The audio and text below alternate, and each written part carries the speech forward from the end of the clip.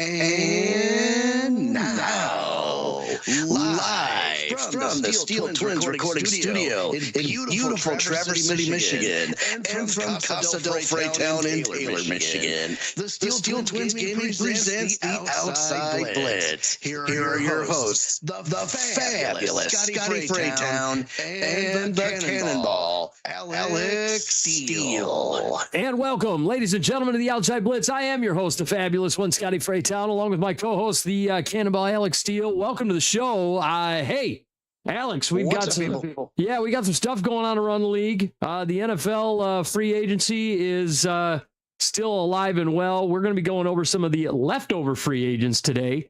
We got news around the league, though. We do have some stuff to cover.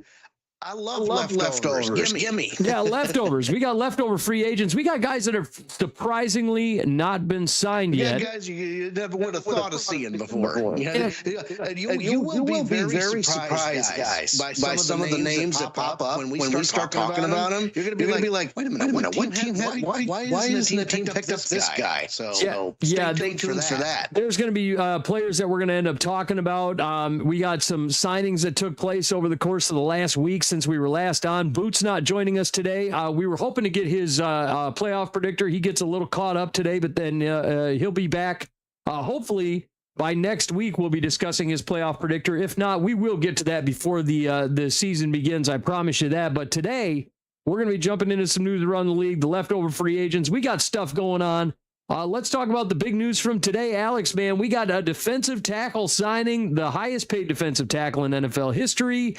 Jeffrey Simmons, he gets signed to a 3-year, $105.8 million extension, $35.2 million per year.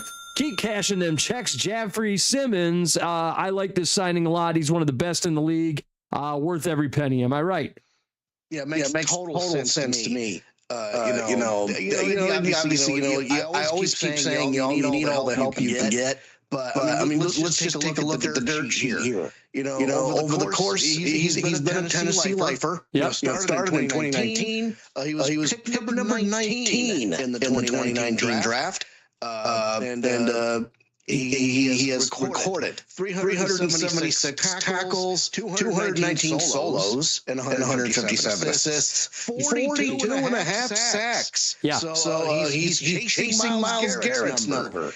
Also forced fumbles, 6 fumble recoveries for 2 yards. His big mission is he's a run-stuffing, in-your-face defensive tackle. I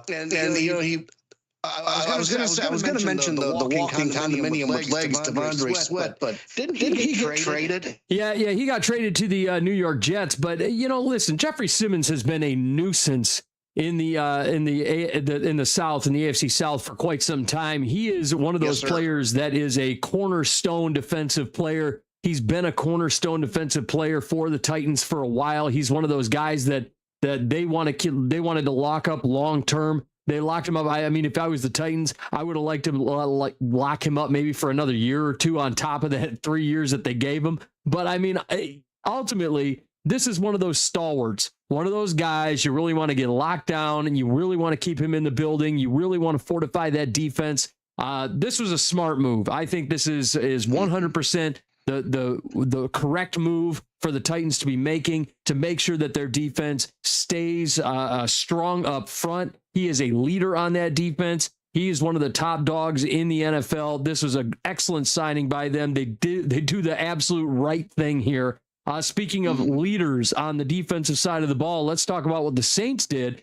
They go out and bring back defensive end Cam Jordan on a 1-year, $7.5 million deal. It's up to $11 million with incentives. Jordan is 36 years old. It was looking like, hey, he might be hitting the old retirement line there, but Cam Jordan winds up coming back for one more season, he says. So this will probably be Cam Jordan's last year, but he comes back for just one more year with the New Orleans Saints. This is what the Saints need. They needed a veteran presence. They needed an edge rusher. They needed a guy that's going to harass the quarterback, and Cam Jordan still does that very effectively. I was a little surprised that they even, danced around with the fact of letting him walk out the door the way that they did. This was a guy that you needed to keep in there as that veteran presence, at least for 1 year, with the young players that you're trying to cycle in. This is what, like, I hate to, use my Vikings as an example, but Harrison Smith, you keep a guy like Harrison Smith in the door to keep those nice, new young safeties learning from the veteran presence. This is what you should be doing with Cam Jordan. You bring him back in so that these new defensive players can learn from that veteran presence. And he's still such a good player. He plays at such a high level at 36 years old. Am I missing something there? I think this is a great player to keep around, especially at this price point. 7.5 is like chump change at this point. Yeah, and I mean, I think the biggest thing that has to do is with his age. He's 36 years old. Sure. He was picked up in 2011. Yep. 2011, he was picked number 24 overall. And again, a New Orleans lifer. So who knows this team better than this man? Mm-hmm. And he's done work. Myles Garrett might have cracked the single season sack record. I'd be very curious to know who has the most sacks. I guess this current roster. I mean, of all time, you're probably thinking, more and more. But the pedigree speaks for itself. Mm-hmm. He's very consistent with getting to the quarterback, sacks, forced fumbles. He's a turnover machine. He even got an interception. He even scored a touchdown in 2017. It sounds like it was a goal line situation where the ball just popped up in the air and it just happened to fall into his hands. But we always say, you've said this for the last couple of episodes, the Saints have momentum, and you're a big believer in momentum. Yes, and having a veteran presence like this will only keep the momentum going for the New Orleans Saints. Yeah, I agree. And here's one thing that's interesting about the whole momentum thing. Like a guy like Cam Jordan, I think he's coming back at just the right time. He'll be 37 by the time the season starts. But I want to point this out. Get this. So you want to talk a guy who is he had a 76 overall PFF defensive grade last year, by the way, at 36 years old. But get this. Pro Bowl selections. 2013, 2015, 2017, 2018, 2019, 2020, 2021, and 2022. Pro Football Focus top 101, 2013, 2015, 2016, 2017, 2018, 2019, 2020, and 2021. AP Second Team All-Pro 2018 and 2019. AP First Team All-Pro 2017. PFF First Team All-Pro 2017. PFF Second Team All-Pro 2015 and 2016. I mean, he's been great his whole career. His run defense grade last year was an 82.1. This guy. That's insane. For a guy, this is last year. Yeah. This is a guy still in the league this age. He's aged like a fine wine. Yep. I mean, this guy is phenomenal. You got to love what he does. He had 36 total pressures as a pass rusher last year, 10 sacks, 21 hurries, 5 hits. I mean, this guy's a stud. And the fact that he's still playing at that level in his late 30s, I mean, this is pretty phenomenal. So I think this is a great signing. And you talk about momentum. Yeah, I believe in momentum. And the guys who made me believe in momentum at the end of a season, believe it or not, was your Detroit Lions. I saw the momentum and that's huge. That's high praise coming from you. Yeah, but we saw the momentum, the year that they eliminated, the Packers from the playoffs in week 18, we got to see that. And then the following year we saw what the Lions did. And a lot of that momentum from that end of that part, the back half of that season, carried over into the following year. So that's why I'm such a big believer in things like momentum when it comes to the NFL. And you want to talk a team that has momentum right now, it's the New Orleans Saints. Also, let's go ahead and talk about another signing that took place.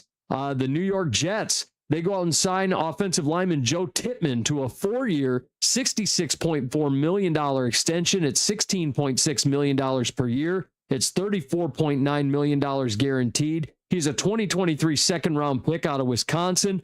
He started at right guard for the Jets last year. He posted a 69 pass blocking grade and a 67 run blocking grade. Pretty solid grades for a guy with his, he was in his third year, technically speaking, but he has basically seized that right guard position for them.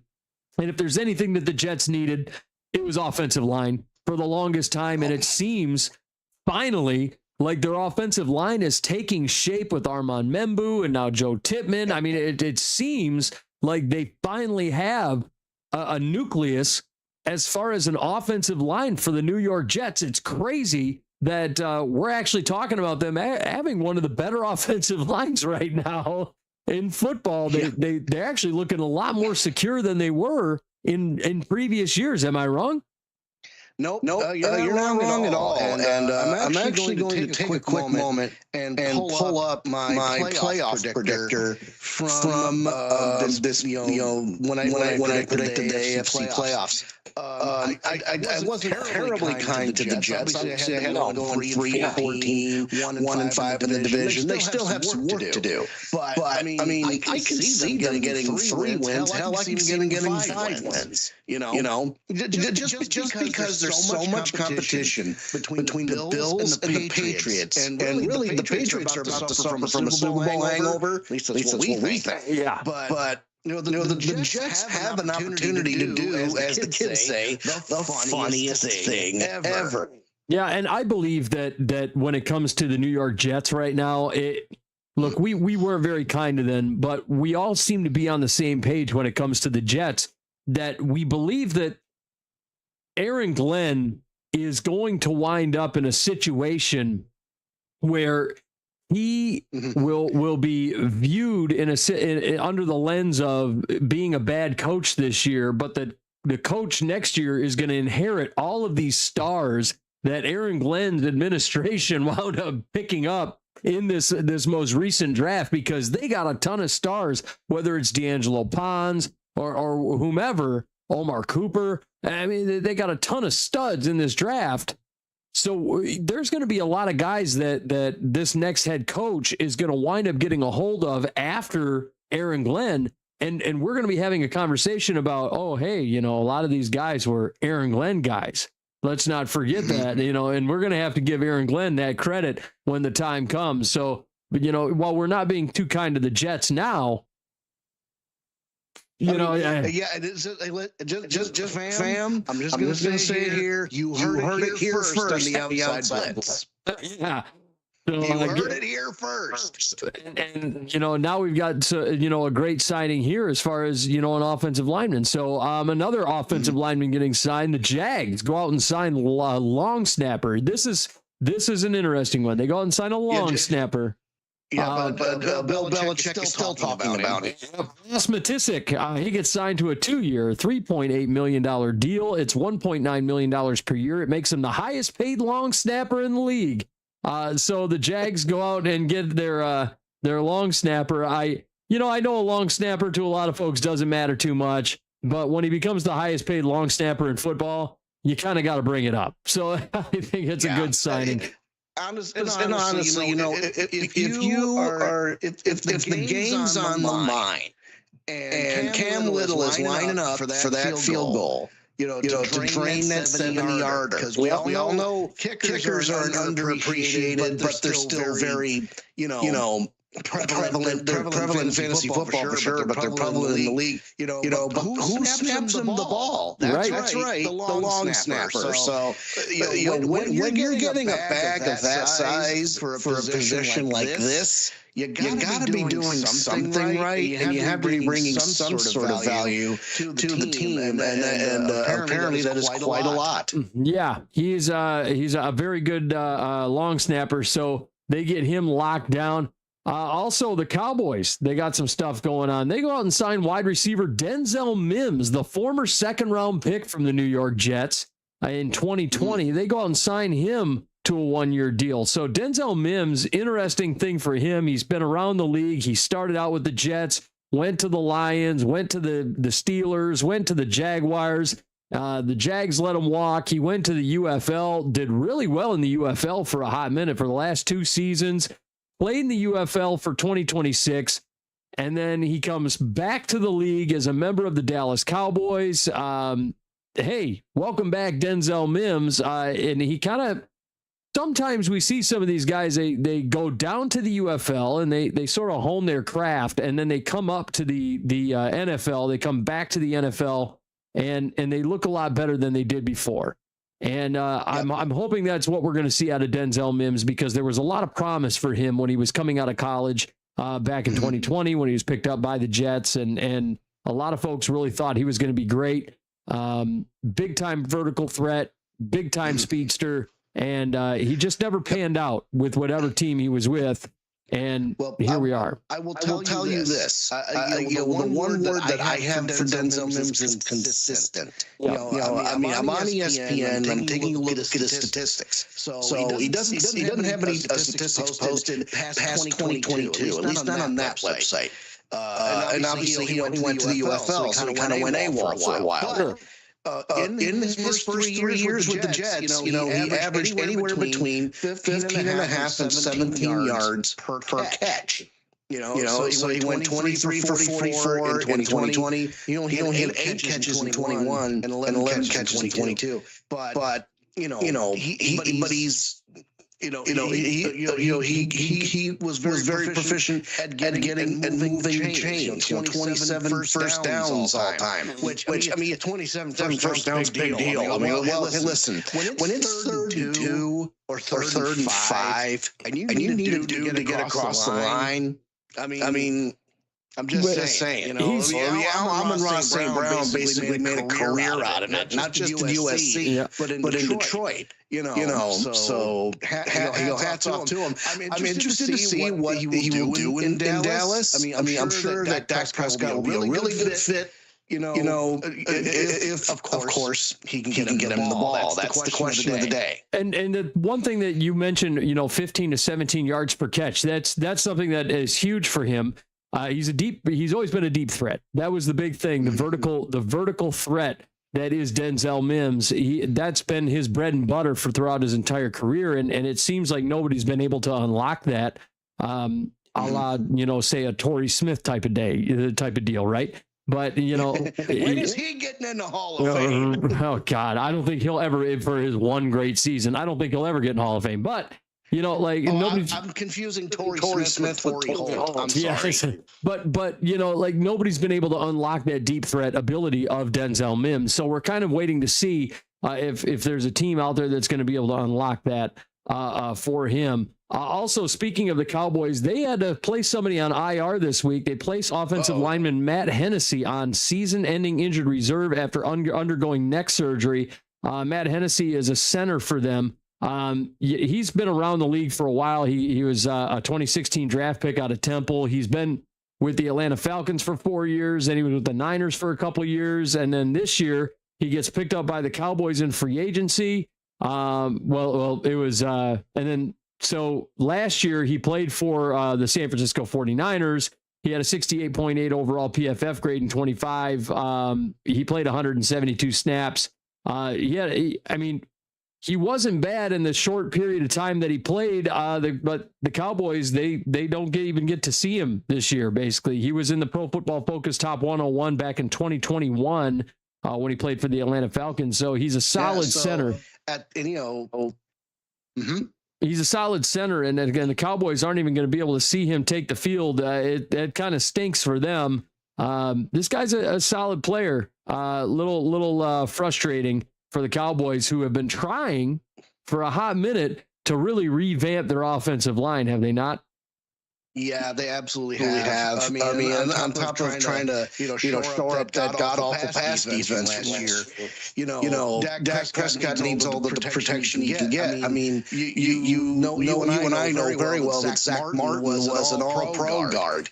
For many years at the right guard position. And unless I mistake my guess, Zach Martin, I believe he's retired, is he not? Yes, very much retired. So when you have one of the best guards in football, hop on his horse and ride off into the sunset, you need somebody to shore that up. Having a guy that basically protects the ball and gives it to the quarterback so he starts to play. I mean, stuff like that's just so simple. Like it's like, duh, he gives the ball to the court. He's also responsible for blocking up front. Those defensive tackles are itching and clawing to get past him to get to the quarterback, and it's like, bro, he's got to be a brick wall. So who are they going to get to put in center at this point? I'm sure they have a plan, but like I've always said this a couple of different times today, you need all the help you can get. And it's looking a little shaky with this unfortunate news. Yeah, Hennessy, he might be a little bit more of a rotational center. I'm not sure that they were going to maybe necessarily start him, but he's a high end. He's like a mid-grade center, but he's like a high-end backup type of situation where it's like it's one of those guys where like you could feed him in as a starter and be perfectly comfortable. And like I wouldn't be mad starting him for the year. I think he'd be just fine starting for the year. Back in 2021, if you look at his grades from 2021, he actually didn't do half bad. 88.3 run blocking grade, 76.5. He ranked 9th amongst all centers. His pass blocking could have left something to be desired, but he's since improved that over the course of the last several years. But I mean, Matt Hennessy, I mean, if he's a rotational interior offensive lineman, even then you like to have that on your team. So it kind of stinks for the Cowboys to lose him, but he's a rock solid player. So they're going to lose a key cog there. Also, one thing I wanted to point out is the Bucs defensive tackle Vita Vea is currently sitting out of workouts due to contract-related issues. He wants a deal. Good. Not good at all. We've been talking ad nauseum about how we feel that the Bucs are kind of coming apart at the seams a little bit, and how the Bucs are going to be struggling this upcoming year, and how they seem to be they're kind of on the downturn and whatever else. Well, Vita Vea is like, he's the heart and soul of your defense. He is pretty much. Yeah. I mean, he's the best player on your defense. He is the interior defensive lineman monster. He is your defensive tackle, your run stuffing, space eating beast. And you have him sitting on the sidelines during workouts because he's mad about his contract. It's contract time for Vita Vea. You just pay the man. Pay him. You just pay him. I'm so tired. Like, this is not one of the times to have a pissing match with Vita Vea.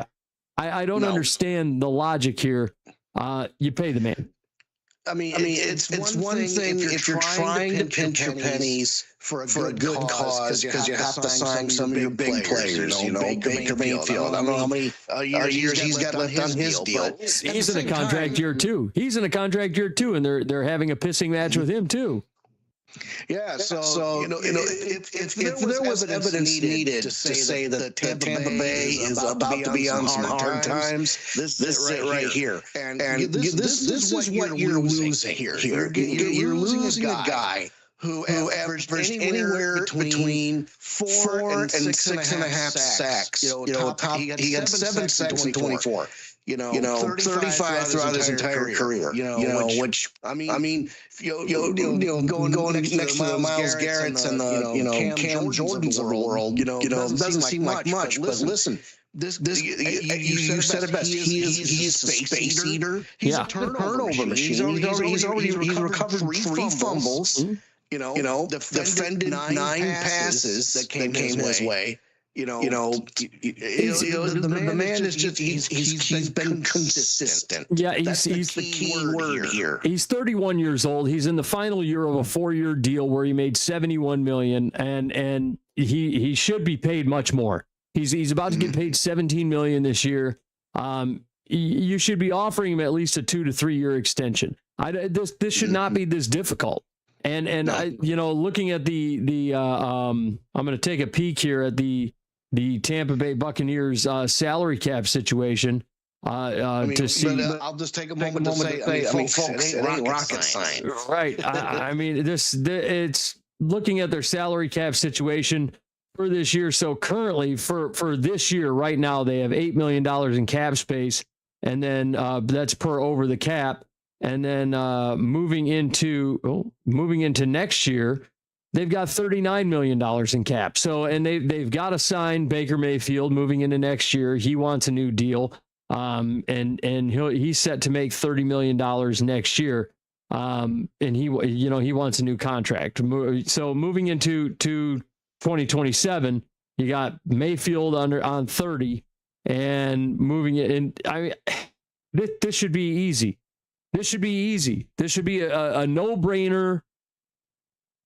No question, sign the man and move on. This is not the time to be pinching pennies with Vita Vea. Some of this stuff does. Yeah. It doesn't sound like you have to. No, you don't. And a lot of this stuff, like you look at some of the stuff, there are certain guys out there, like I'm looking at some of their roster guys, and it's like you can drop certain guys that aren't going to make a lick of difference on your team. Like Muhammad Kamara, for example. Muhammad Kamara, he's $0 in dead cap, and you can drop him and save $1.19 million in cap space. I mean, like there are certain players on the roster right now where you can just let them walk and save $1 million. Yeah. It's called trimming the fat. Yeah. I don't understand. You and I do it during tax time, and when we had to tighten our belts to go save up for the combine trip, or for the draft weekend, or for fantasy football. I mean, it's same concept, just higher numbers. Yeah, a lot of this stuff that they're doing doesn't make any sort of sense. They're battling with one of their best players, and when they have the cap space available, it's just silly. So Vita Vea. So here's my question. We talked about on the show how Todd Bowles is in the hot seat. Like he's got the crosshairs. But you say their GM gets knocked off too. Just show him the door. That'd be better. Yeah, you know what? I'm knocked off. But Jason Light has been a good GM, and I think he bought himself some time with the Super Bowl win, and he's shown that. But man, here we are. Jason Light is getting himself on the hot seat here if he doesn't get his top player signed, and it's going to get a little ugly.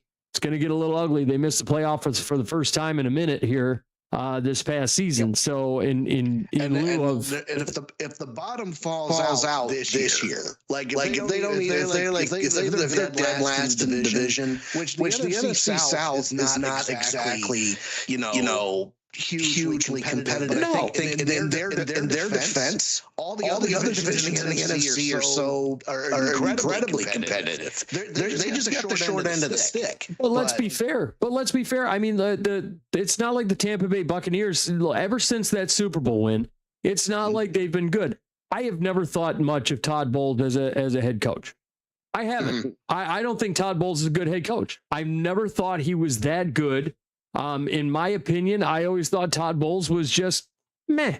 I thought he could have bought the team a little bit extra time when the Lions beat the Buccaneers in the divisional round a couple years ago. I was sitting there staring at the screen. I'm like, brother, you got 3 timeouts. Why don't you start using them? And one thing that got me about Todd Bowles is, he did this similar type of act when he was with the Jets. I don't think Todd Bowles is a good head coach. I just think he's a bad babysitter. And he came in, he took over Rex Ryan's team over there with the Jets, and he wasn't good with that. And Rex Ryan, if you recall, he took that same Jets team to the AFC title game 2 years in a row, with Mark Sanchez. And I'm like, well, maybe Rex Ryan's just a better head coach than Todd Bowles. Todd Bowles is not a good head coach. He's just not. I mean, there's a ton of head coaches better than Todd Bowles. Yeah. I mean, and saying Rex Ryan's better than Todd Bowles is saying I'm a better streamer than my brother. It's just one of those things. But then you look over and you go, why is Todd Bowles there and still a head coach? And he's made the playoffs a couple of times, and good for him. But did anybody really think Todd Bowles and the Tampa Bay Bucs were going to win a Super Bowl with Todd Bowles at the helm? I didn't. I never thought that. I never once sat there and said Todd Bowles is going to win a Super Bowl with the Bucs. Never. I never once thought that at any juncture in time. Well, and to be fair, the last time the Bucs won the Super Bowl was when Tom Brady was the quarterback. I mean, the GOAT. How do you go wrong when the GOAT's your quarterback? And if come on now. But if you look at it, I mean, who went wrong with the GOAT as his quarterback? Because last I checked, when they did go to the playoffs, take a look at that year with Tom Brady as their quarterback, and who was the head coach? Todd Bowles. I mean, he's not good. He's not good. He's just not a good head coach. And Todd Bowles, he's not a good head coach. He shouldn't be there. I'm not a fan. I don't like him as a head coach. He should be gone. And do you think he makes a better coordinator? Because we've seen that happen. I think he makes a better coordinator. I think he's a good defensive coordinator. I don't think he's a good head coach. Mm-hmm. And that's where I've always stood on Todd Bowles. When they said he was going to be the head coach, I was like, oh God, this is going to be bad. And it's the wheels fall off. The wheels always fall off when Todd Bowles is the head coach. It always happens. It always has. It always has happened with Todd Bowles. So I don't get it. Moving into the Arizona Cardinals, we've got a quarterback controversy, quarterback battle. Yeah, we do. Carson Beck and Jacoby Brissett are currently preparing for a quarterback battle in Arizona. A starting quarterback battle is getting ready to take place to see who the starting QB is going to be with the Arizona Cardinals. I'll tell you who I got my money on. Look, my money's on Carson Beck. 100%. Yeah. Look, I saw Jacoby Brissett last year go 1-11, and I watched him struggle. And look, like from strictly a fantasy football perspective, Jacoby Brissett put up good numbers. I mean, from a fantasy football perspective, but fantasy football is not real life, folks. And at the end of the day, when you look at the numbers of Jacoby Brissett, he really wasn't very good. And to me, I think Jacoby Brissett, I think they're gonna roll with the veteran. They're gonna be like, oh yeah, we'll put the veteran out there. Jacoby Brissett's about to get the Tyrod Taylor treatment, and I don't mean the pop lung. I mean that there's going to be, Carson Beck's about to roll onto the field and take that job, and he's gonna go, it's mine now. Have a nice day. And to be fair, Carson Beck is at the age where he's old enough to have already played some time in the league. Think how crazy that is. Yeah. Because he spent so much time at college. He's already 23 years old. It's like most quarterbacks come in at like 20 or 21. Yep. He's still a little fresh. It's definitely still a fresh face. He'll have some tread on the tires. But you know what the other thing that's helping Carson Beck's case? There's only a few cars darting in the parking lot in the hot Arizona sun. Yeah, one of them is Carson Beck. He's putting in the work. He's there 13 hours a day, according to an article from the Associated Press. But the point is, the kid's putting in the work. Yeah, he wants that job. Yeah. He's from his actions, from his attitude, from his demeanor. He wants that job. Yeah, and you know what? That's the thing. Like, we talk about age being a thing. Age is a big problem. Oh, wait, he's 23 years old. We want younger prospects. Well, listen, sometimes it doesn't hurt to have a guy that is 23 years old, because you know what you get out of a guy that's 23 years old versus a guy that's 20 years old? You get maturity. And you get a guy that's going to show up and that's going to want to perform as an adult, and he's going to be the adult in the room. He's going to want to be a legit NFL player. He's going to want to act like the adult in the room. He's going to want to be a leader. And that's what Carson Beck is going to want to be. And he showed that last year. He showed that when he was over there at the University of Miami. He showed that, even though, look, and I get it. Oh, he couldn't take it home. He couldn't win the big one. He couldn't finish out that last drive. But look, when he was at Georgia, when he was at Miami, he took it to the house. He took those teams to national championships. He showed he can be a leader. Absolutely. And the only reason he fell short was Indiana was just that much better. Mendoza proved to the world why he is called Heisman Mendoza. Going for it, putting balls on the table, running the ball into the end zone on fourth down. he was a little bit more daring. But Carson Beck, kept the Hurricanes in that game. And the total opposite of that, the veteran, Jacoby Brissett, according to the Associated Press, he is unhappy with his contract situation. He's only guaranteed $1.5 million next season. He stayed away from the team during voluntary workouts before reporting from mandatory OTAs last week. He didn't practice watching drills on the field. What does that say? What message does that send to your head coach, to the rest of your teammates, and to the organization? Exactly. And I think it says a lot about Jacoby Brissett and his attitude. It's like, well, who the hell are you? You went 1-11 last year. So, I mean, I don't want to hear diddly shit from Jacoby Brissett at that point. And last but not least, let's talk about Brandon Sorsby. We had a lot of conversations about him yesterday. We did. Last week, we talked ad nauseum about him. Well, we're going to go ahead and talk about him just a little more. He is officially declared, and this happened the day after we talked about him.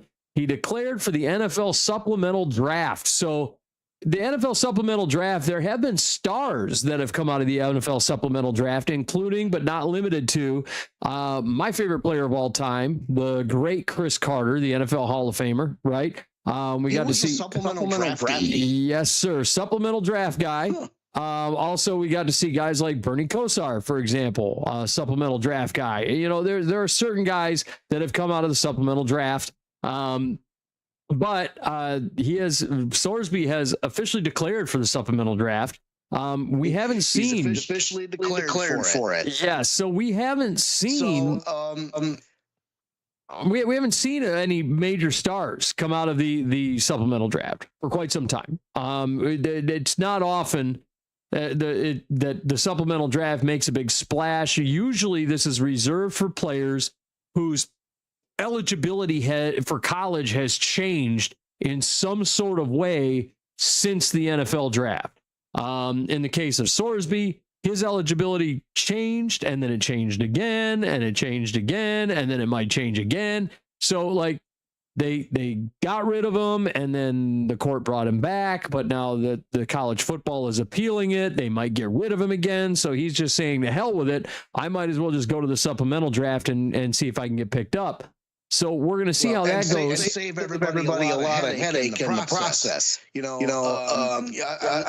listened to the Valenti show, a clip on YouTube, but they also, are prominent in your neck of the woods. Yes, Mr. Freetown. But they mentioned that this could be one of the best things to happen for college football because it kind of takes away a little bit of the stain and the tarnish, of having to possibly deal with the idea that a compulsive gambler, not to make light of his issue, because it's a problem. It is. It's a true problem, and he needs help. But the fact is, you bet on your team while you were playing for them.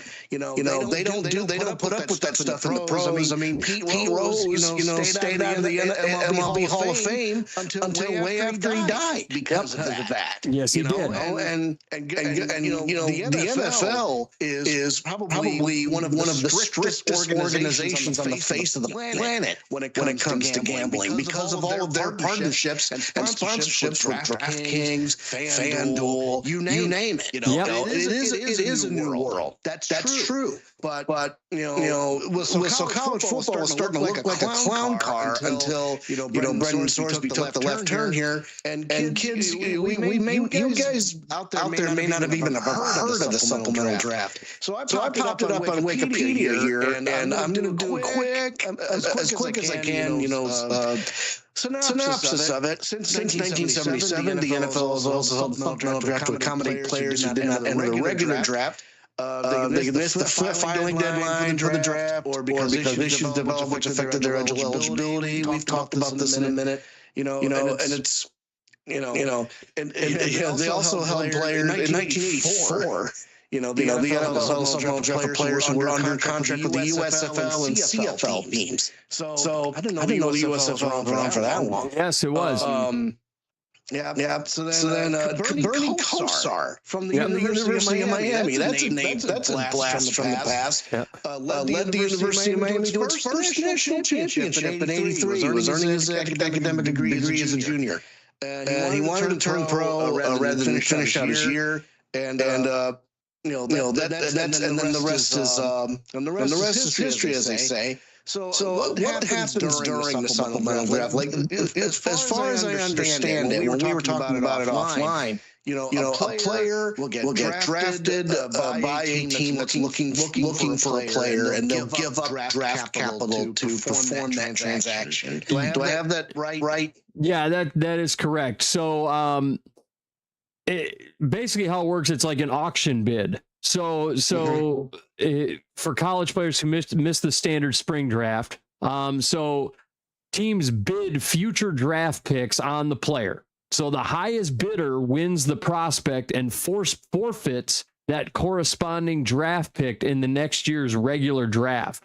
So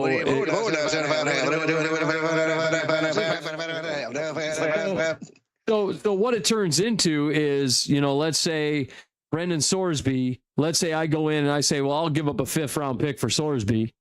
And your team says, well, I'll make it a 4th. Well, maybe I'll make it a 3rd. We got to see how high I'll go for Sorsby. Right. So, the big question is how high are these teams going to go for him? Yeah. I don't think I really see him going past third round. Yep. And interested teams. So here's how unlike the traditional draft, the supplemental draft does not follow a strict reverse order snake format. It's conducted as blind bidding, as an auction. Teams are divided so teams are divided into 3 weighted lottery tiers. Teams with 6 or fewer wins the previous season are lottery tier 1. 2 are the remaining non-playoff teams, and 3 are the playoff teams. The order within each tier is randomly determined by the weighted lottery that favors worse records. So it's interesting stuff. So if you're talking about teams that had 6 wins or less, we're talking the Bengals, the Chiefs, the Saints, the Browns, the Commanders, the Giants, the Raiders. If any one of those, what I'm thinking, why doesn't Cincinnati pick them up? Yep. They may have they'll probably have the draft capital to do it. Yep. And who knows? He could sit behind Joe Burrow and surprise all of us. Miami's like right next to him with only 7 wins. Amazed that team even got the 7 wins, to be honest with you. So interested teams submit a bid stating which round they're willing to use on that player. And then the player is awarded to the team that submits the highest round bid. And if multiple teams bid the same round, the player goes to the team with the highest priority in the lottery. So basically the team probably with the lowest record. If a team is awarded a player, they forfeit the exact round's draft pick in the following year's NFL draft. So if I bid a 4th round pick, I'm losing my 4th round pick to get this guy. So that's really, it's like you're not really sweating. That's you're basically just saying, I'm going to use next year's 4th round pick to get this guy, which he's a 4th round talent in the first place. It's kind of an ingenious way to kind of pre-plan for next year's draft. If the opportunity presents itself. Exactly. Players cannot automatically enter. They got to be evaluated and specifically approved by the NFL League office. And if a player goes undrafted through all 7 rounds of the supplemental draft, they immediately become an unrestricted free agent and can sign with any team that they want. The supplemental draft usually takes place in July, a few weeks after training camps open. So we're going to see that in a couple weeks. So that's going to be something that's going to be worth talking about when the supplemental draft does open up. We'll see if any other players get taken outside of Sorsby. It's going to be an interesting situation. We'll see how it goes. But yeah, that is what's going on with Sorsby, the supplemental draft. So get ready for that. We'll see if any guys go. But man, that's our news around the league. And Alex, let's discuss some of these free agents. We got free agents that are still hanging around on the wire, man. I'm a little surprised by some of them. As you can see off to the left here, we do have free agents that I've pulled up as per Pro Football Focus, the top free agents. We love Pro Football Focus around here, so we decided to roll with PFF because why the hell not? And let's talk about our top one here. I was surprised. It didn't even dawn on me that this guy was available until Tyler actually brought it up to us in a group chat. Deebo Samuel is available right now as a free agent. This is baffling to me. He was ranked the 24th overall free agent this year by Pro Football Focus. He's currently ranked as their top free agent available. I have no idea why this man is available. He's only 30 years old, so he's still got tread left on the tires. He's still playing at a high level. He's still very productive. Last year put up a 69.4 season grade. He was the 53rd ranked wide receiver. Look, I understand Deebo's got a little bit of an injury history, but what's going on? Why has Deebo Samuel not been signed? I mean, I feel like he would be such a fit for the Philadelphia Eagles right now. I mean, I wholeheartedly agree. So it says here in Pro Football Focus that his projected contract is about 2 years and $16 million on average per year. $20 million guaranteed, $32 million total. Whether he gets that bag or if he gets a better one, it remains to be seen. But I mean, if you look, I think part of it might be his age. And part of it might be, the rose might have fallen off the bloom a little bit. He had an 85.4 overall grade in 2023. It went down to a 70.9 in 2024. It barely dropped below 70 at a 69.4 last year. Even though his snap count was pretty consistent. I think part of the problem is, he was such an asset with the 49ers. Things didn't pan out with the Commanders. So at this rate, the teams are kind of cautious. Well, let's think about this for a minute. Things didn't pan out with the Commanders last year because Jaden Daniels got hurt. Marcus Mariota was in for most of the year. I mean, and Deebo got to suffer because of it, because Marcus Mariota, let's face it, is not Jaden Daniels. No, sir. But we look at the Deebo Samuel situation. We see him as a free agent. I see several fits for him where he could be very productive. How about Houston? I would love to see him in Houston. What a nice fit that would be. How about Jacksonville? I think Jacksonville would be a good fit. Hey, Tampa, you could use the receiver. Hey, how about Deebo over there? They could use the weapon. There are so many teams where I think Deebo Samuel would just be a fit. And I feel like they're missing the bus by not bringing him in, and especially at $16 million. That's like cheap. That's super cheap. I mean, change. Yeah, to bring a player of that caliber in. For a 30-year-old wide receiver who still has quite a lot of tread on the tires.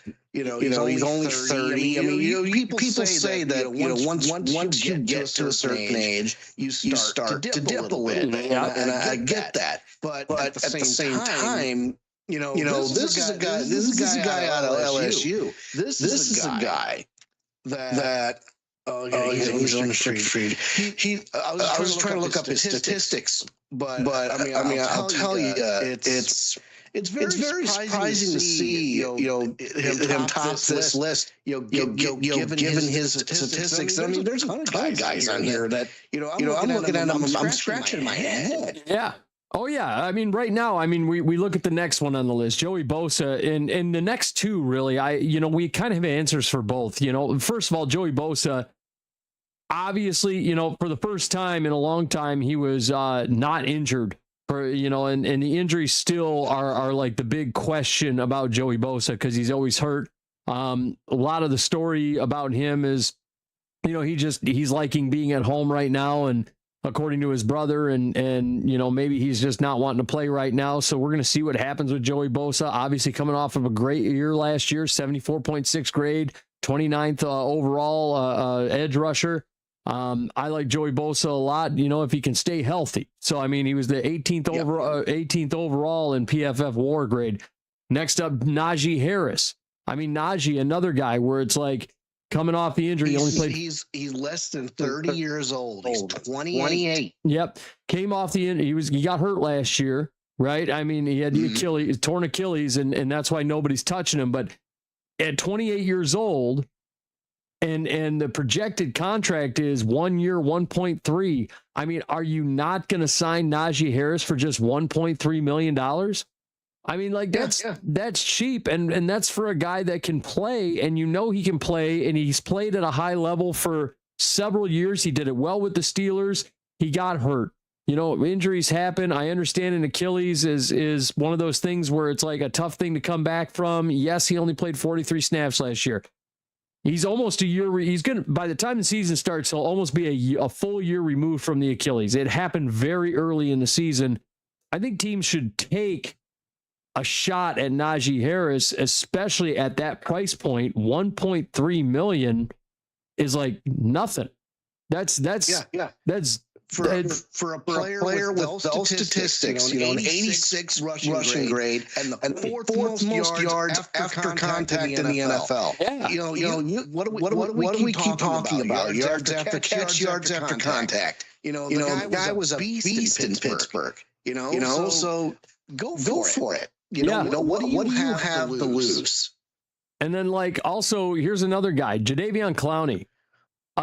He's always been a guy that he gets signed and he plays at a super high level when he's healthy. Injuries, injuries do rear their head when it comes to Jadeveon Clowney, but when he's out there, he's a terror. And he made a career off that huge hit, in college, and we do remember that.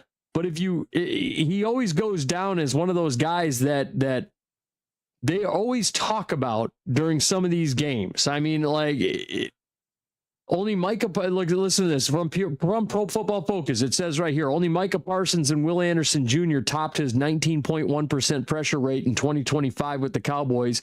He was a top 15 edge defender by pass rush win rate with a 16.8%.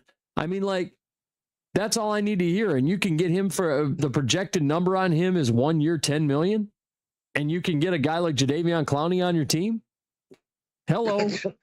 I mean, he's 33, but Detroit, you get Brad. He's 33. You could get him on a 1 year. I mean, hand him over. I mean, he's so cheap. It's almost like a cheat code, and you don't even have to think about it. He's okay.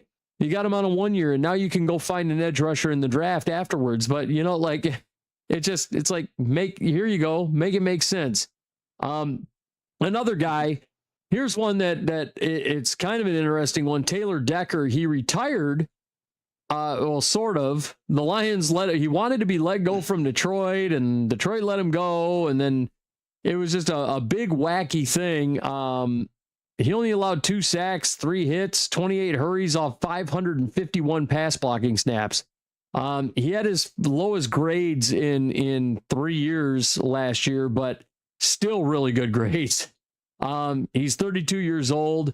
This is the guy that I thought the Raiders for sure were going to bring in. It was sounding like the Raiders were interested in Taylor Decker. Since then, he's still been out there, still available. He's still one of the best right tackles, was still one of the best left tackles, rather, in football. Don't understand why at age 32, nobody will want to sign this guy. Very much available. I mean, so I think the retirement ploy might be hurting his chances a little bit. Teams are wondering if he's going to pass his physical because remember they tried to get Frank Ragnow back on the squad, and then he failed his physical and he couldn't join the team. So it was the people are wary about this kind of thing.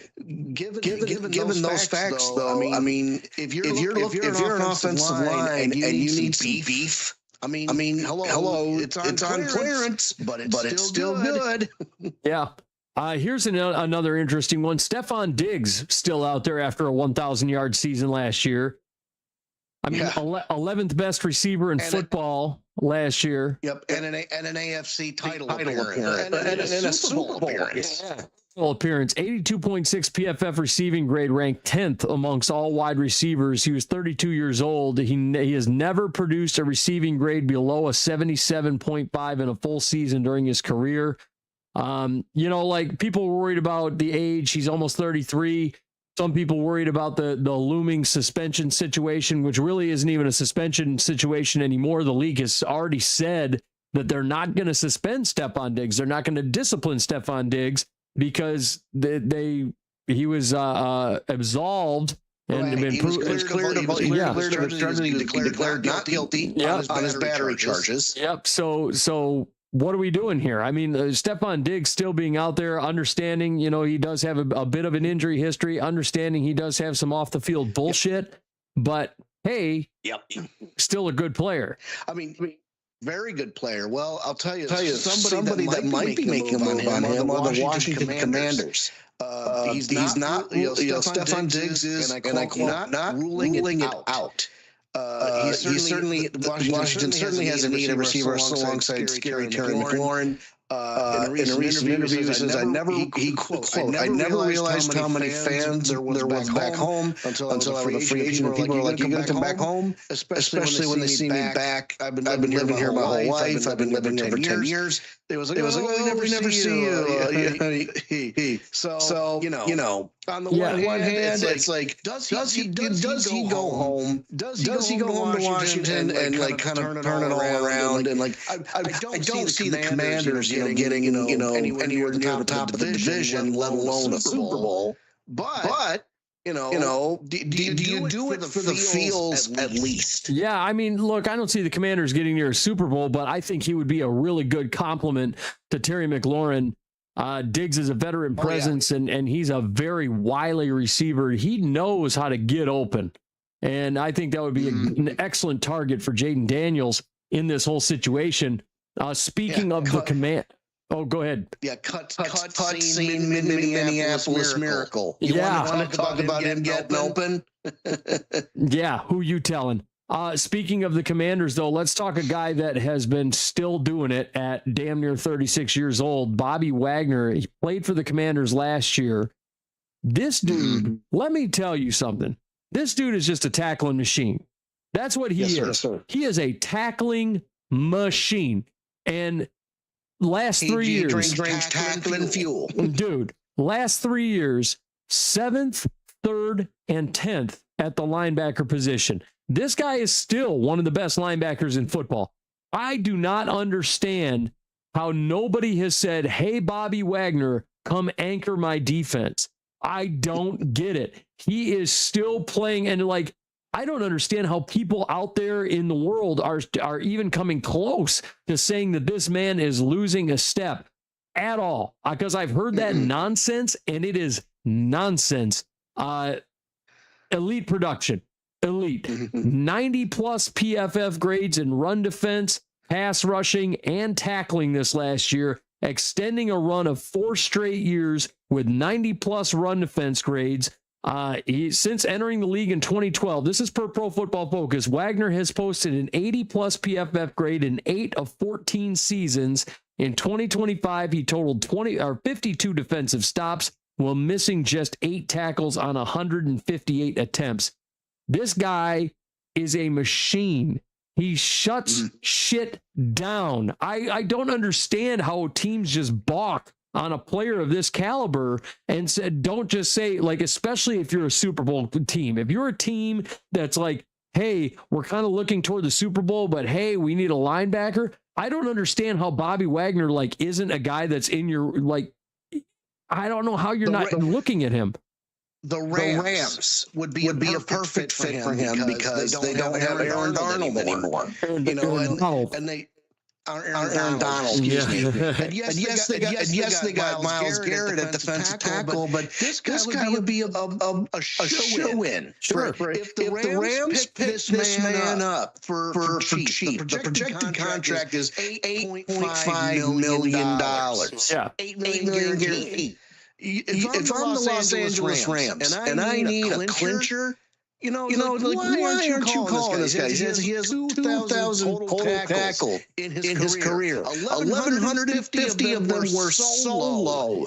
And you know that this is over a 13-year career, but still. Here's the thing, and you bring up the last two years at Washington, he had 6.5 sacks, a forced fumble, and 2 fumble recoveries, and 2 picks for 7 yards. Like, you bring up the Rams, and like that, I think that's a good fit. I think the Buffalo Bills would be a good fit. I think the Baltimore Ravens would be a good fit.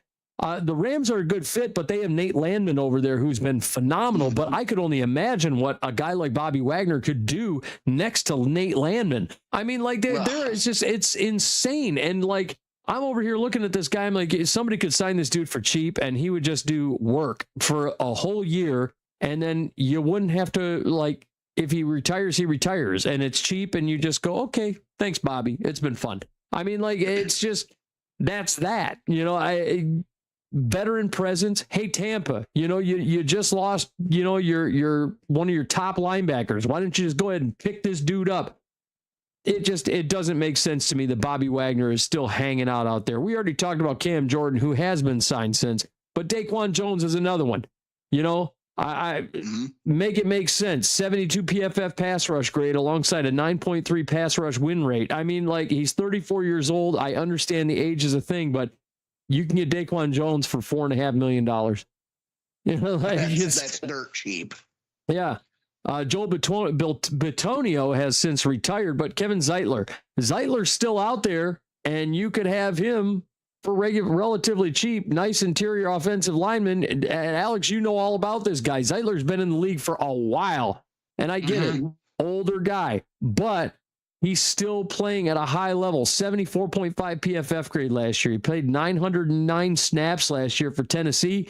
He still plays at a really high level. 74.5 PFF grade, 75.4 PFF pass blocking grade. He's a great player. He's reliable. He's a good interior offensive lineman, and you can get him for cheap. I mean, like, I don't understand. Somebody needs to make this shit make sense.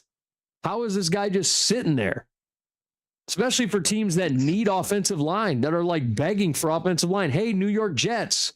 Hey, how about you just say, hey Kevin Zeitler. Miami Dolphins. Yeah. Oh, I need to protect this running quarterback. Hey, protect my running quarterback, please, Kevin Zeitler. Like it just make it make sense. Mike Hilton. This is an interesting one for me. Mike Hilton is such an underrated corner. And last year he got hurt. But look, I like Mike Hilton. I think the 23 and 24, if you look at his numbers from 23 and 24, he was the 17th and 16th ranked corner. He's 32 years old. I get it. It didn't work out for him returning to the Colts with Lou Anarumo, who was the defensive coordinator for the Bengals when they went to the Super Bowl. So it was kind of like a reunion for him over there. It didn't work out. He had a shoulder injury last year, but listen, he's going to wind up being good somewhere. I could see, where I could see him ending up and being good is actually Pittsburgh. I think Pittsburgh would be a nice fit for Mike Hilton. I'd like to see him over there. That might be a good fit. Greg Van Roten, another guy where it's like, that's cheap.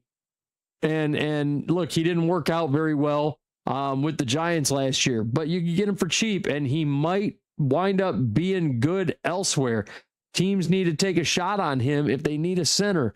Here's one that's really interesting, and I know why he's not getting picked up because of the off-the-field bullshit, but let's look at 23 and 24, 87.3, 82.3 PFF grades. He was ranked the 5th and 6th safety. Is Jabril Peppers. Jabril Peppers is still playing at a great level.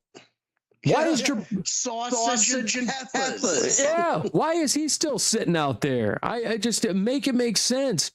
I understand last year, he's 30 years old. I get it. I understand it. But and I understand last year things sort of, fell apart a little bit, but he's still a really good player.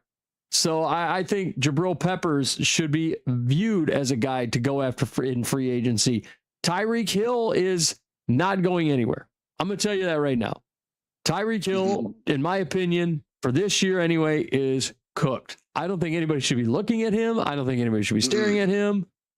No, Russ Wilson has since retired. Here's a guy. I think Harrison Smith's going to return to the Vikings. I think he's coming back this year. Rumors are swirling he's going to come back. I can see it. I mean, you definitely need somebody at the safety position. You could have got Dylan Teneman. But they decided to waffle on Caleb Banks. I don't want to give you too much heartburn. But if you get Harrison Smith for like $10 million, $7.5 million guaranteed, that's chump change. For a safety of his caliber, who's probably a first ballot Hall of Famer, if not a second or third. He's a premier safety of his era. He's only 36. Well, 37.3, but still. Yeah, he'll be 30, almost. He'll be closer to 38 by the time the season comes. But Harrison Smith still plays at a decently high level. A lot of people say, "Oh, he lost a step. He's been the same guy for 3 years.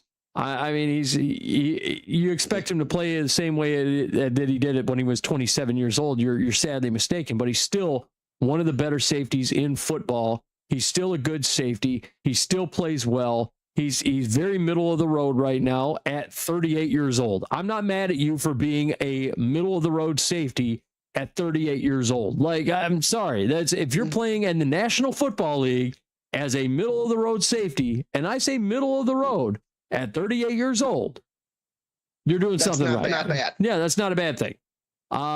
Rasul Douglas could be good elsewhere. I think he just was in a bad system. He was with Miami last year. Bad system. He needs to go back to Buffalo. That's what Rasul Douglas needs to do. He needs to go back to Buffalo. He had a bad 2024, bounce back with the Dolphins, but I wouldn't go anywhere near the Dolphins if I was him. Mekhi Becton, no. Brandon Graham is retired. Jermaine Pratt is an interesting one. I like Jermaine Pratt. The PFF grades do not do him justice because Jermaine Pratt, when he played for the Bengals, was actually really, really good. And when he went and played for Vegas, because he played for Vegas for, after 4 weeks, he got let go. He played for the Colts. He played really well for them.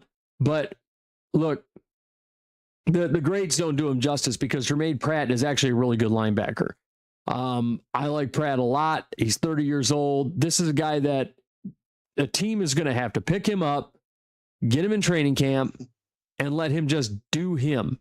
He's going to be a good linebacker if a team just go out there and throw your weight around. Team and scheme is going to matter, and if a team picks him up and gets him going, it'll work out. Jonnu Smith is another interesting one. He was the number 5 tight end in 2024. Last year didn't do jack squat. And we sat there and thought that Jonnu Smith was like one of the up and coming tight ends, and then last year hit, and we were like, maybe not. But then again, in his defense, the team he was playing for, the Miami Dolphins, they fell off a cliff. Yeah. So you really can't blame Jonnu Smith for that. Yeah, he just struggled last year. He struggled. He was productive with the Dolphins in 24. But he went to Pittsburgh last year, and I mean, it's like everybody else was the focal point, So he needs to go somewhere. Jonnu Smith is a speedster tight end. That's been the beauty of Jonnu Smith. So you got to get him in space and let's let him use his legs. Derek Barnett, there's another guy, played for Houston last year. This is one guy who's been gradually declining, but I feel like he hasn't been in the right spot for the last couple of years. I think he could be a special player. I like personally. I'm happy they're bringing back Cam Jordan, but what a fit for New Orleans if Derek Barnett were to go there. I think that would be a great fit in New Orleans. Would be Barnett. Donovan Wilson, I wouldn't touch him with a 10-foot pole right now, but I like Keenan Allen, and this is the last guy we'll cover is Keenan Allen. This guy, look, 35 years old about to be. He's 34. He just turned 34, but he'll be 35 by the end of the season. Had himself a really nice year last year. I could see Keenan Allen being a guy that somebody signs, like just on a whim. like, hey, let me bring you in and we'll just see how it works out. And it'll be interesting to see if he does get signed and returns to the norm to the Los Angeles Chargers because Ladd McConkey's going to be waiting to win the Wings, because he got hurt last year. And if they bring Allen back in, is the target share going to drop for Ladd? I really think that Keenan can still play at a high level, even though his Chrome Dome and 5 can cause wind shear. Well, look, he ate up catches from Ladd McConkey last year, and that was a huge reason why Ladd McConkey, like everybody was expecting another huge year out of McConkey, and Keenan Allen, because of the rapport that he had with Justin Herbert from before, ate up a lot of the targets and the catches that should have been going to Ladd McConkey, and they wound up going to Keenan Allen because Herbert and Keenan Allen had such a rapport from prior years. So they just rekindled that whole thing, and next thing you know, Ladd McConkey's like, hey, man, like, what happened to last year? Throw me a ball. Yeah, so it was kind of interesting to see that, but I could see Keenan Allen going back to the Chargers, but I think Ladd McConkey might hate that, to be honest with you. But folks, at least it won't be J.J. McCarthy versus Kyler Murray. Oh God, J.J. McCarthy is pissed that Murray is there. Yeah, most definitely. But folks, that's our show. That's our free agents, and that's our show. But before we get out of here, I want to give a shout out to some of our sponsors. First of all, let's talk about It's Your Time Massage. Amanda's a wonderful massage therapist. She does tremendous work over here in the Metro Detroit area. If you're looking for a massage, if you're looking for a Swedish or deep tissue massage, you got to check out iytmassage.com, or you can check out It's Your Time Massage LLC on Facebook, and you can book yourself an appointment. She does Swedish and deep tissue massages. If you want a little CBD oil for a little bit extra, you can get some CBD oil.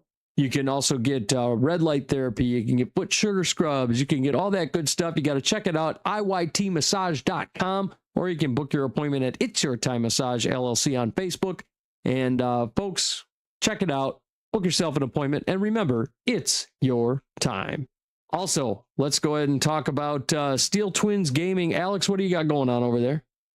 Hey, everybody. Do you like video games? Do you like theater? The Steele Twins Gaming may just be what you're looking for. Whether it's the good old first-person shooter, RPG, or your favorite story-based adventures, we think we have something for just about everyone. We've got everything you need to satisfy your digital cravings. And best of all, our channel has something nobody else has. Voice acting. Every single week, my brother and I will play a game that has a lot of text-based dialogue, and we will act it out with the voices that come up in our heads for the characters that you see on screen. Sometimes we do our best to highlight the drama of the situation, and other times we just goof off to have a good time. Either way, we're sure you'll be entertained.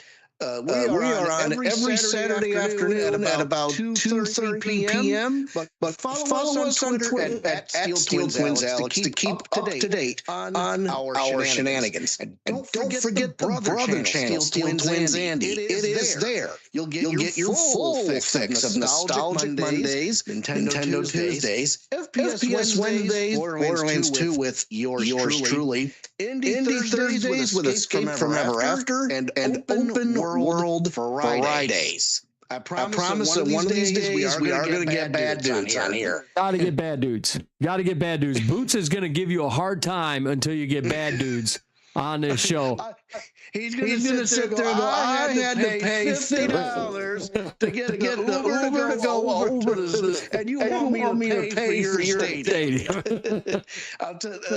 Listen, last week's episode, if you did not catch it, obviously the Chicago Bears are going to turn into the Hammond Grizzlies at some point, and Boots was just on another level last week. If there was ever a reason to catch any of our previous episodes, it's that one. Man, Boots stitches. he was red hot about that. But let's talk about No Shot Bot TTV. Let's talk about the artist formerly known as Big Willie Dubs Gaming, now known as No Shot Bot TTV. Online content creator who primarily streams first-person shooter games and a lot of other titles. But look, it's our buddy Will, man. He operates as a Twitch affiliate. He's a streamer with full-time ambitions. Look, he primarily streams first-person shooter games like Call of Duty Warzone, titles like Borderlands, so we get some of that stuff. But you can find all of his content and his highlights on Twitch, Kick, DeviantArt. This is one of our very best friends. He's a girl dad. He's got, and I want to congratulate him and his wonderful wife.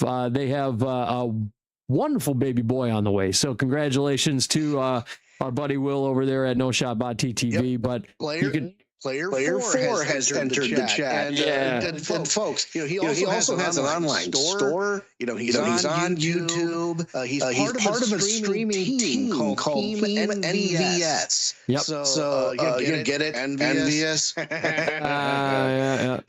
And he is only 12 followers shy of 1,000. If you are in the general area of that man's channel, do yourself a favor and drop kick that follow button. Yeah, absolutely. You can also find him on Instagram too. He is a big time streamer over there. He gets on Instagram all the time, so give him a follow on Instagram. You can check out some of his stuff, and it's not just games he does. He does a lot of other stuff on there. We get Hot Ones challenges. He shaved his beard off for harass his wife. I mean, all kinds of stuff. Will's fun.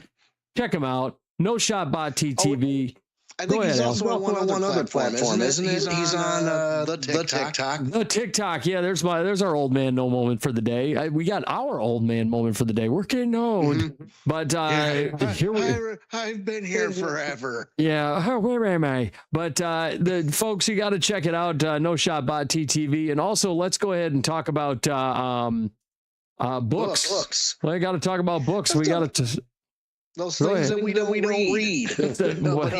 But you do need to read this one. Yeah, it's a wonderful book called I Ate Cookies Out of the Trash by an amazing author. Her name is Tammy Pruitt. I got to tell you, this book is a great read. It's an inspirational guide written by Tammy based on her real-life experiences dealing with body image and eating issues. And look, she shapes her book with her struggles and how to overcome them, supported with research-based facts and accompanied by her professional advice as a registered dietitian. She lets others know that they're not alone in struggling with self-love and body image and disordered eating. Look, she's a scientist, man. She's got a degree in science, Alex. Science. But look, Tammy isn't your stereotypical health guru. She doesn't run 7 miles a day, although these days she kind of is. She's doing this marathon thing. She's pretty tremendous these days, but she doesn't judge people for the kind of unhealthy food they consume. Look, she's the kind of friend you never had. She's the kind that encourages you and motivates you to rise above your dilemmas. She takes you down memory lane where life pitted challenges against her, and she shows you what she did to get through them. Yep. And you also learn in this book just why she ate cookies out of the trash. It's an awesome book. I ate cookies out of the trash. I read it myself. It's fantastic. I highly recommend it to folks. You can get it on all the .coms. You can get it on bardsandnoble.com. You can get it on amazonbooks.com. You can get it on Apple Books. You got to get it on the .coms. You got to get on your keyboard and you got to go on the .coms and you got to get yourself I Ate Cookies Out of the Trash by Tammy Pruitt. You got to check it out. It is an excellent read. I highly recommend it.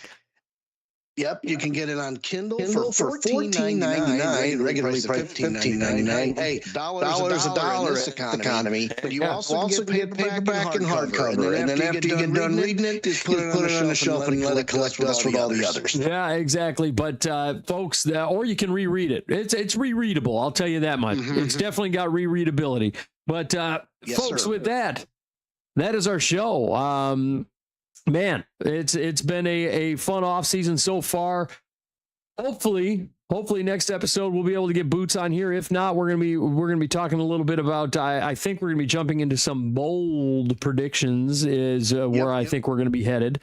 We'll be jumping into, I believe, and then also you want to stay tuned for our way to early college players to watch out for. Yeah, and we're definitely going to be keeping our eye on Brendan Sorsby, not just because of all the off the field bullshit. He truly is, a good quarterback. I mean, if you just discount the numbers he played with Cincinnati and Indiana.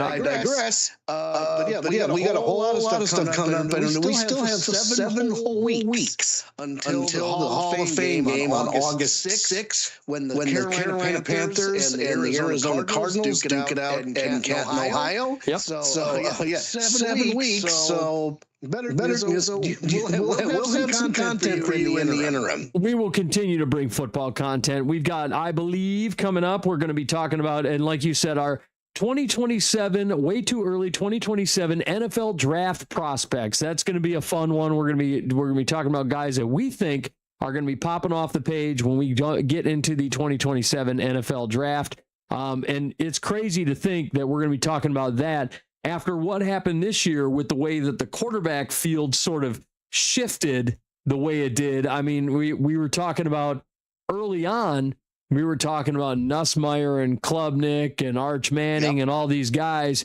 And then it very quickly shifted over and I mean, it changed drastically into what it became. I mean, just the guys getting drafted versus what we saw. It was crazy. And it turned in very quickly into Mendoza and so on and so forth. So very interesting stuff. It's almost a little bit of a dart throw because things can change so drastically. So we're going to see how it goes. But folks, that is our show. Thank you so much for joining us. Hey, to Steele Twins Andy in the house. And folks, that's our show. I want to thank you guys so much for listening. We've been popping ratings left and right lately. And we've had a lot of listenership, a lot of people joining us. We highly appreciate that as well. So thank you guys so much for listening and joining us.